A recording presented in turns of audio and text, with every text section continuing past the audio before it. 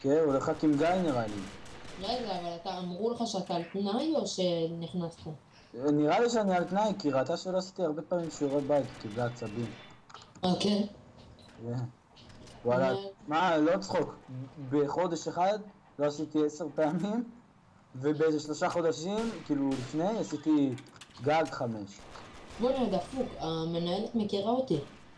כן? אמא שלי כי, מכירה את הזאתי של מב"ר עם הגיבנת. תשמע, אחותי באה, ראית את אחותי באה? כן, ראיתי אותה. אז היא זה, אז הרכזת שלה, שהייתה הרכזת שלה, אז היא זאת שרשמה אותנו. אז היא באה לרכזת שלה וזה, אמרה לה שלום, אז הרכזת שלה לקחה אותה למנהלת. אז המנהלת ראתה את אחותי וזה, היא אמרה, ידעתי שראיתי פה עוד אחד, עמית בן אמר, ידעתי, יופי, יהיה לנו עוד אחד מהמשפחה הזאת. אותי, ודפוק אמרו שם לי, לא אני זוכר את מכיר את האחים כל שלי. המשפחה שלך. מה? אמרו לי שהם מכירים את כל המשפחה שלי. טוב, זה טוב. יפה טוב. מי מכיר מהמשפחה שלך? אולי רק את עדי. ואת נעמי. ארי!